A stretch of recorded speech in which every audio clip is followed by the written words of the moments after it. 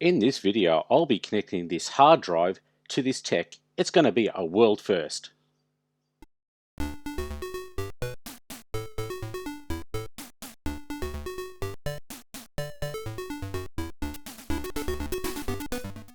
This is a standard laptop hard drive. It has a parallel interface. The connection is known as a PATA connection, parallel ATA, or advanced technology attachment, or sometimes this connection is called an IDE connection, or integrated drive electronics. It has 44 pins and 4 connector configuration pins. A standard IDE drive would typically come with 40 pins and 4 power pins. One thing to note is the pitch of these pins for a standard drive is 2.54 mil, but for a PATA laptop drive it's 2 mil. So having a connector like this won't plug in. You actually need something a bit smaller, which is slightly more harder to find.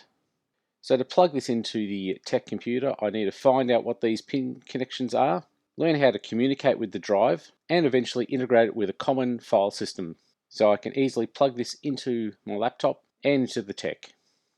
So here is the pin assignments for the 44 pin IDE connector, and the pins I'll be using are reset, just connects to the CPU reset line, data 0 to 7, and data's 15 to 8.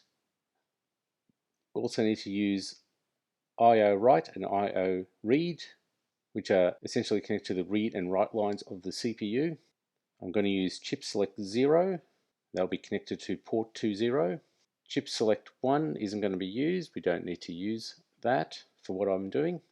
Also, to set the registers on the disk, I'll need to use A1 and A0 and A2. The DASP line, which is active low, is going to be linked to an LED to show the active status of the drive. And then there's VCC and the ground, various ground lines to set. And viewing the IDE connection from the back, this little diagram indicates that pin 1 is top right. So the disk has various registers that can be used to either read or write information to the drive. And the registers that I'll be using are all when chip select 0 is low, and these ones here. And I'll be using all these registers to access the drive. The important ones are the data registers for reading and writing the data, error to check for any errors, status to check on the status of the drive, and command to initiate a command to the drive. The status register is important to check whether the drive is busy or not.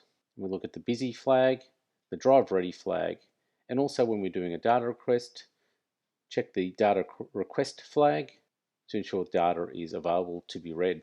Any error occurs, this error bit will be set. If the error bit is set, I can check the error register to determine what the fault is.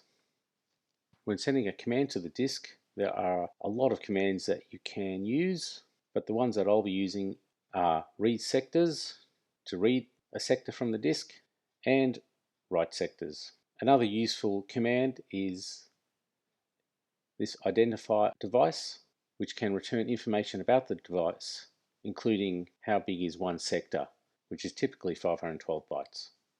When hard drives came out, we initially stored files based on the particular hardware structure of the disk, and disks were designed to have heads, cylinders, and sectors, and it looks something like this, where it might have 4 platters or disks inside, which are double-sided, 8 heads, and then we looked at a particular cylinder, and then a sector, which is a subset of the circular disk. But this system was scrapped in favor of logical block addressing, where files were stored sequentially from 0 to maximum sector size. It was a much easier way to represent the data. So one block equals one sector, and generally one sector equals 512 bytes. So the LBA 0 is position 0, or the first byte on the disk. LBO 1 was 512 bytes in, 2, 1024, 10, 5120 bytes, and etc. And the file system that I'll be using uses these numbers to represent where the data is, the LBA numbers.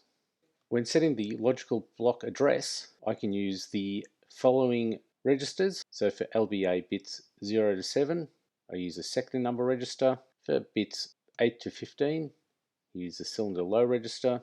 16 to 23, the cylinder high register. And lastly, the drive head register for LBA bytes 24 to 27.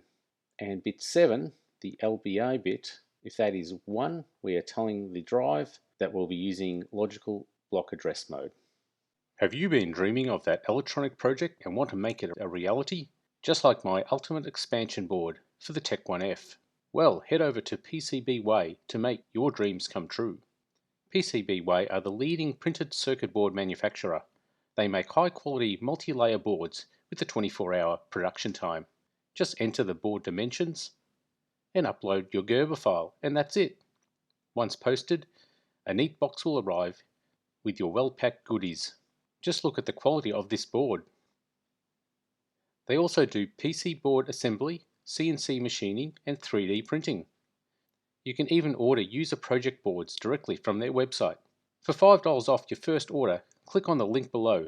PCBWay, prototype the easy way. I don't know if you've noticed yet, but the Z80 only has 8 bits on the data bus. This drive needs 16 bits. And thanks to Phil Ruston, came up with a clever design, and this is the design that I used when developing the PC board. We'll zoom in. The key to sending 16-bit of data on an 8-bit system are these two latches. The high byte latch, data's 8 to 15, are connected to a flip-flop and the address line A3. The port I'll be using is 20. When data is sent to port 28, it will get stored into this latch. And the lower byte information uses this particular latch, and when that data is sent via port 20, it will output this latch and the top latch, sending all 16 bits of information at once. Let's have a look how I do this in the code. So here's a bit of a snippet of the code and how I read and write data from the disk.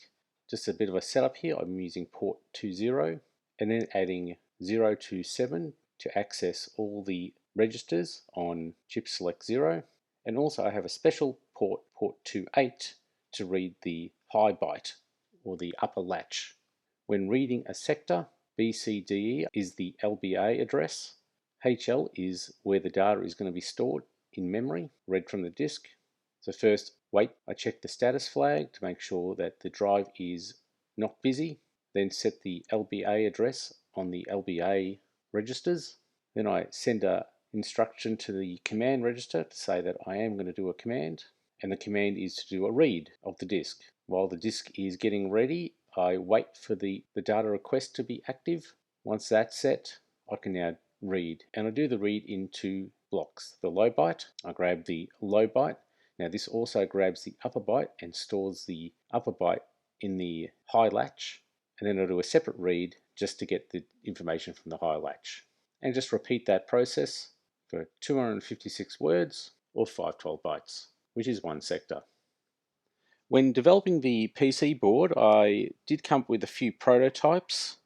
This one here is only an 8-bit version with some various options to work out what configuration I need to get it to work. This one here is the second prototype. I was happy with that. And then I came up with the final design here, which integrates with the tech deck that sits on top of the Talking Electronics computer. It has longer pins here, so it can be mounted on top and have another module on top of it. I've got a port selection option here, which is a bit overkill. There's really only a couple ports to use. I chose port 20. It has the LED light to indicate that the drive is active, and also the 2mm 44-pin IDE connection. And I'd like to thank PCBWay for sponsoring this video and producing these boards. Great quality boards. I highly recommend ordering all your PC boards from PCBWay. And it's important to insert the drive in the correct way, and I've indicated pin 1 down this bottom right hand corner. Okay, let's plug this into the tech and fire it up. When looking to use an existing file system to organize and structure the disk so it can be readable from my laptop and the tech, I've chosen the FAT or File Allocation Table specification.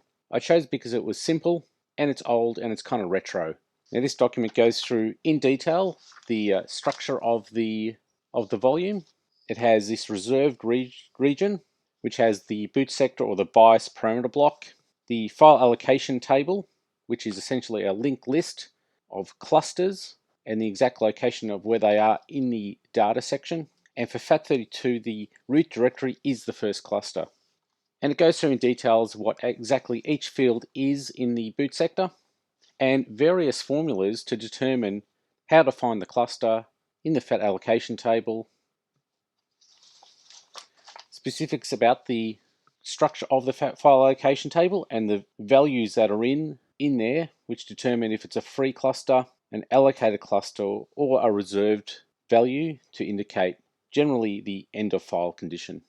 And also details the directory structure, which is a 32-byte entry. To connect this drive to my laptop so I can easily transfer the files, I can use this low-cost adapter here.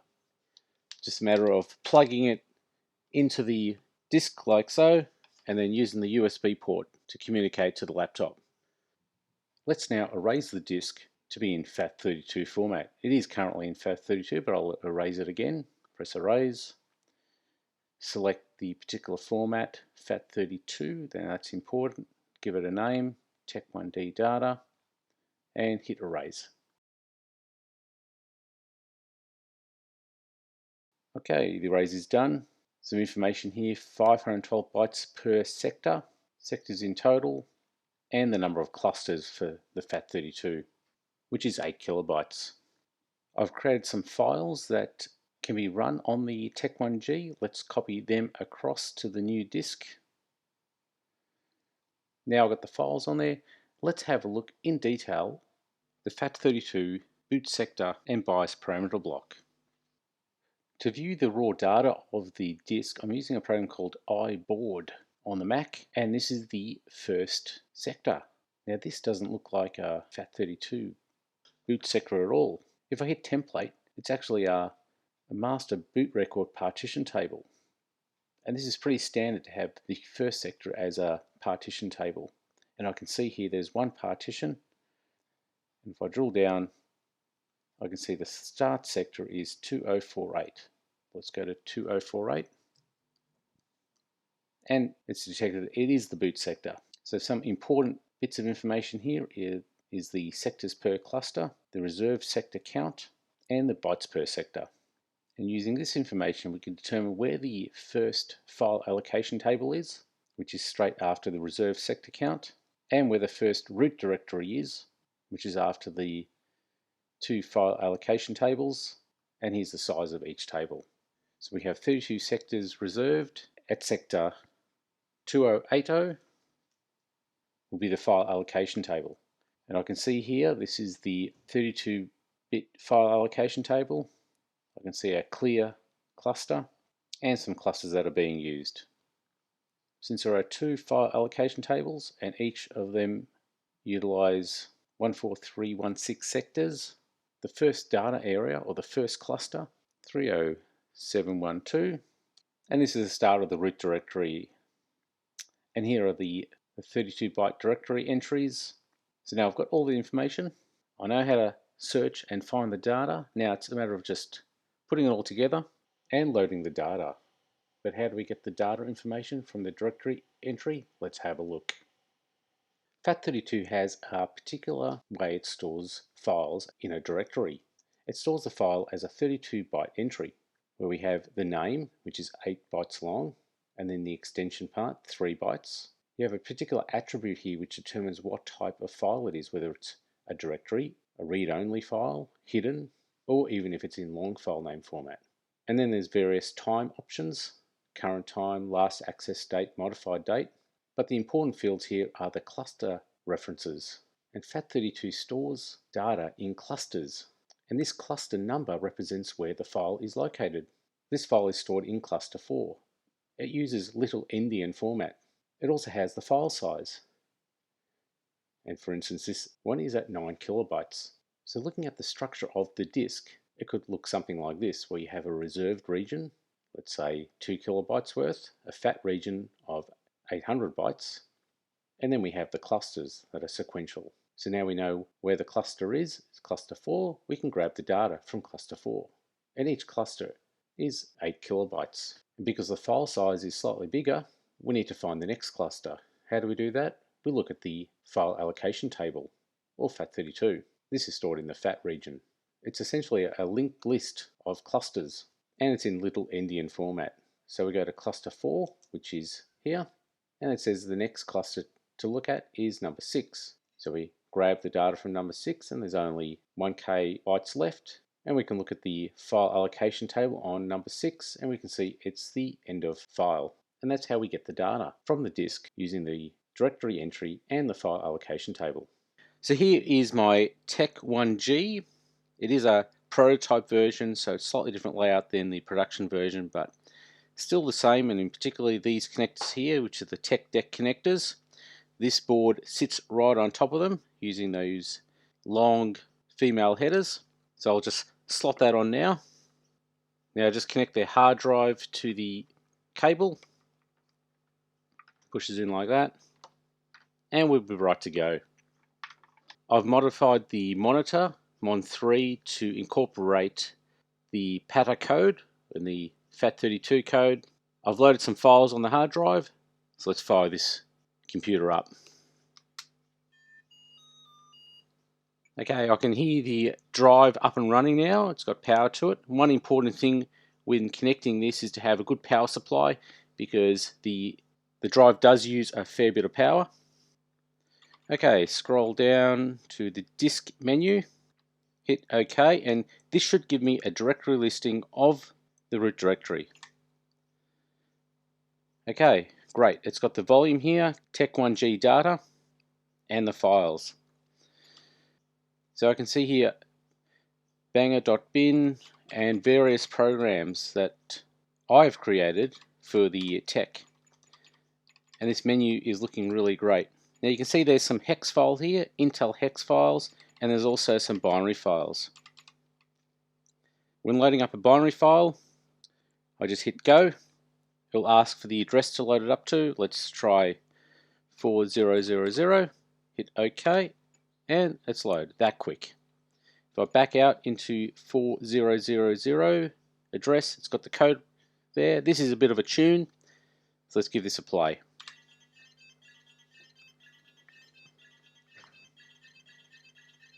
Yeah, this was actually sent by me by one of my supporters on the YouTube channel. It's a pretty cool bit of code.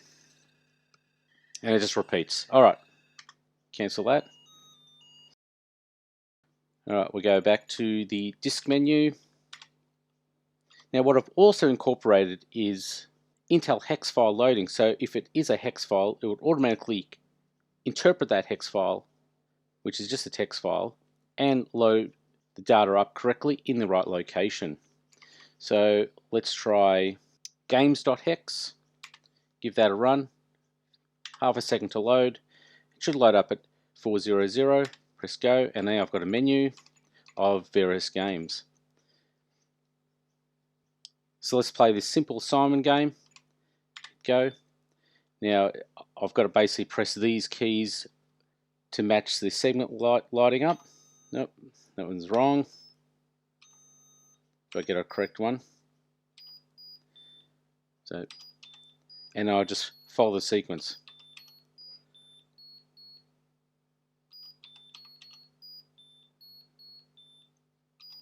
No, made a mistake. I only got four right in a row. But a lot of my programs that I've done recently involve using this add-on here, the GLCD screen, graphical LCD screen. So I can just plug this on top and it should work straight out.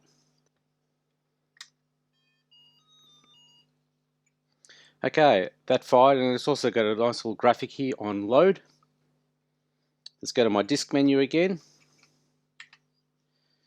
Okay, let's go through one of my classic 3D examples, load the graphic LCD screen programs. I know if I go to address 4022, you got Alfred E. Newman. If I go to 3000, Got my little 3D rotation shapes. So cube 3D rotations, looking pretty cool.